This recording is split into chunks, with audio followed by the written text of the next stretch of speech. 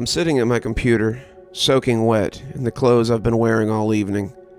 I want to get this all down while I can still remember it perfectly. I say that like I'll ever be able to forget it. I was raised Baptist.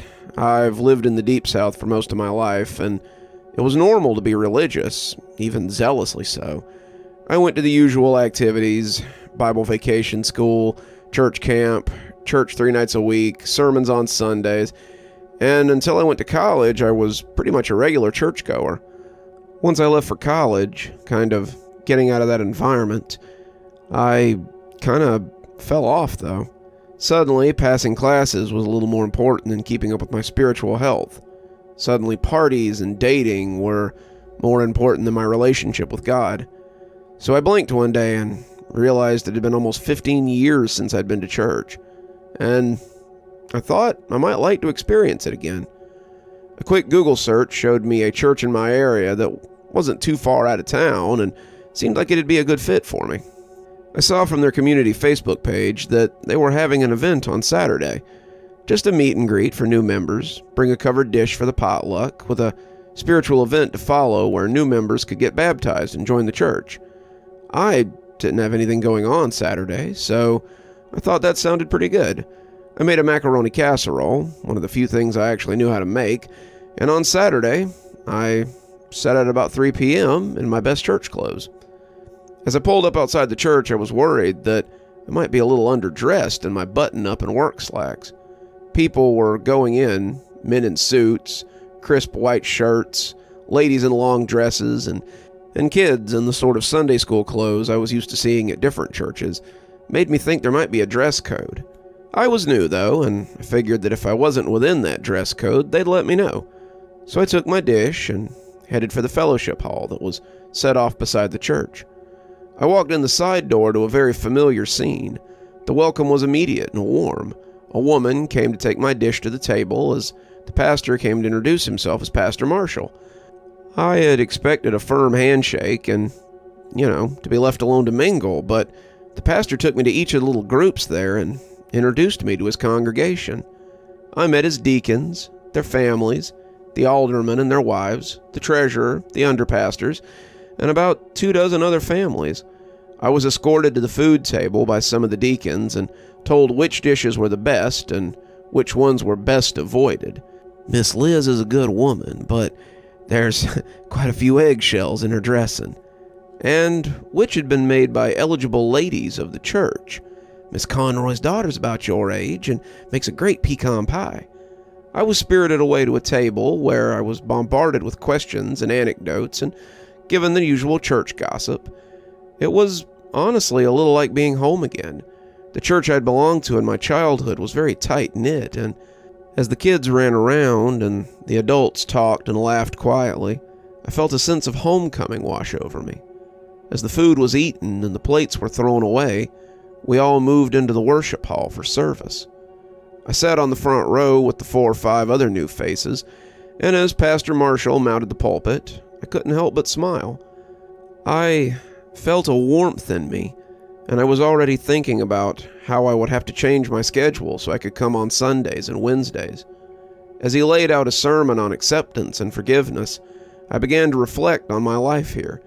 It's hard not to when you've found somewhere you intend to stay for a while.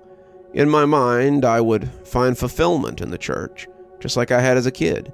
I'd meet a nice girl, raise a family, grow old within the community, where they would support me and my little ones. I know it sounds a little silly, but we all know the places that our mind goes during times like this. I see we have some new faces on the front bench tonight. Would any of you like to join our church and get baptized tonight? I stood up like a coal had been lit under me. I felt moved in a way that I never had to go to the altar, to renew my vows to God, and be washed clean in the baptismal font. The pastor smiled as he waved me up, and I had to stop myself from sprinting up the stairs. I was excited. I was in such a hurry to be part of this. I had no idea what I was in for. The pastor had me recite the affirmation, the renewal of my promise to God, and when he turned to indicate the space behind the pulpit, I realized they had an indoor baptismal pool. I'd never seen one of those before. We always did our baptisms in a nearby creek, but as he took my hand and led me towards it, I realized he meant to baptize me fully clothed. I fished the things out of my pocket that I didn't want to get wet, my phone, my keys, my wallet, etc., and set them on the stairs before stepping into the slightly warm water. I wouldn't normally have agreed to let my clothes get wet. I don't like being in wet clothes as a rule, but I was operating in a daze, and when he knelt to dip me, I felt my knees bending as I went down as well. I baptize you in the name of the Father, His Son, and the Holy Spirit. Good luck. I opened my mouth to ask why I would need luck, but as he dipped me back, my mouth was filled with water, and I was enveloped in the warm embrace of the pool. It didn't have the acrid smell of chlorine like I had thought it would. It was salty, actually, and that took me by surprise. I lay on my back beneath the water, waiting to be pulled back up, and when I opened my eyes, I realized that the hand was gone, and I was alone in the depths of the pool. The pool was suddenly deeper than I remembered it. The surface glimmered miles above me. The bottom was a shadowy depth beneath me, and I was floating in the depths like a diver. I started to panic, thinking I would drown, but the longer I sat beneath, the less I was worried. I was floating in the placid space, hovering in the placental moment, and I felt utterly at peace with the world and everything within it. I didn't notice that something was getting closer to me until it was almost too late. It began as a chill in the water, something that chased away the warmth of that pool. I opened an eye, looking to the far side, and saw a shadow rising from the distance. It was small at first, a black cloud that grew as it floated closer, but it grew wider as it came towards me. It was, I don't know. It was like something you see from the depths when you're still in the part of the water where the light can reach you. It was something I was afraid would take hold of me and drag me into the murk where I would be lost.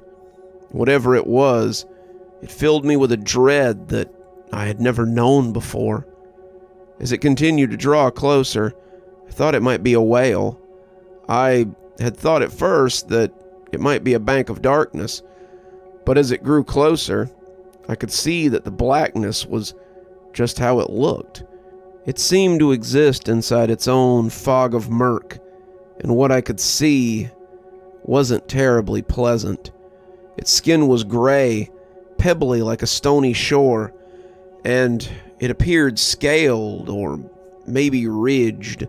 Its eyes were huge, and the closer it got, the smaller I felt. It was massive, beyond the description of size or dimensions, and the closer it got, the less I wanted to be the focus of that attention.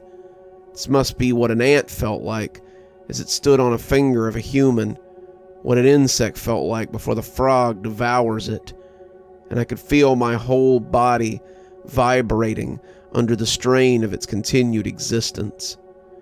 It seemed to lean closer as it came up before me, our bodies inches from each other, and when it spoke, I could feel it in my bones.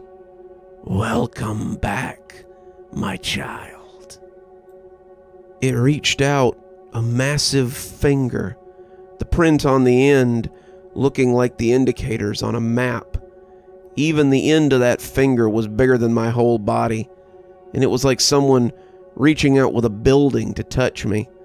I closed my eyes, feeling it would obliterate me with that massive digit. But when it came into contact with my forehead, I was enveloped in a blinding light that burned me to a cinder. I came up gasping and thrashing from the depths, the pastor catching me as the congregation cheered. As their applause rose to envelop me, I looked down at the pool, expecting to see myself floating or standing on the edge of a lip, but the whole baptismal font was only about 2 feet deep. Standing up, I Could see the water wasn't even over my knees. The pastor looked up, still bent and kneeling at the bottom of the pool, and his expression was resplendent. Did he know what would happen? Did anything happen while I was floating in that abyss? The longer I stared at him, the longer I came to believe that he had known what would happen, and his eyes seemed to be trying to calm me as he stood and embraced me as a brother. As he did, I heard him whisper into my ear to be easy. "Steady on, son, steady on. It's a little jarring at first, but it's all over now. Rejoice in the light, and be well." When I looked at him again, I could see a deeper understanding in his eyes, something I didn't know how I had missed before. When I looked out across the congregation, it was a look I saw mirrored in them as well. I was speechless, unsure of what to do, and when he led me out of the pool, it was all I could do not to break into a run. He offered me a towel, letting me stand shivering beside the pool as he asked the others if they wanted to come up.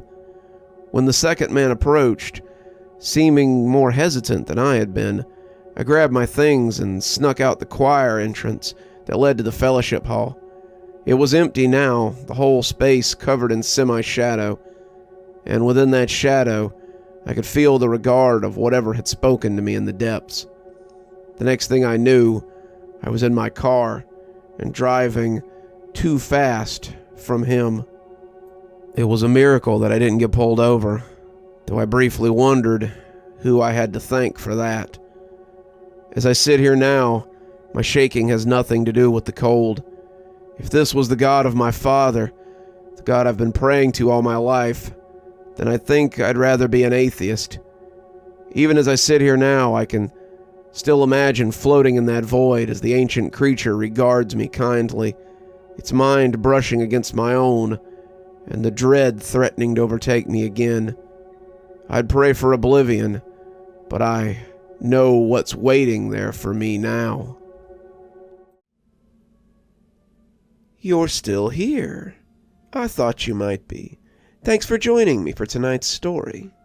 If your insatiable appetite for horror knows no bounds, might I suggest one of our playlists, or one of our previous stories in the archive? There should be one appearing at the end of the story any minute now. And of course, if you're not subscribed, why not go ahead and hit that subscribe button?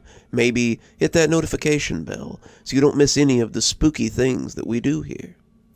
If you prefer your horror a little more analog, you can always pick up one of my books. There's a link below to my latest, and it'll take you to all the great things that I've posted on Amazon. For my book lovers in the audience, I always suggest coming on down to Patreon so you can become part of my ghostly reader tier and get a book anytime I write one, which is usually about twice a year. Speaking of my patrons, let's go ahead and thank them, shall we? Thanks to Unicorn Hollow for being our spooky ghost contributor. Thanks to Janet and Lady Vengeance for being our spooky skeleton tier contributors.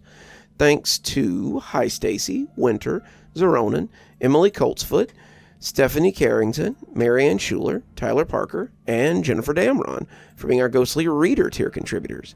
Thanks, everyone. We just couldn't do the show without you. If you think you might like to support the show in a more monetary fashion, come on down to Patreon. I have many tiers. I'm sure you'll find one that suits you best.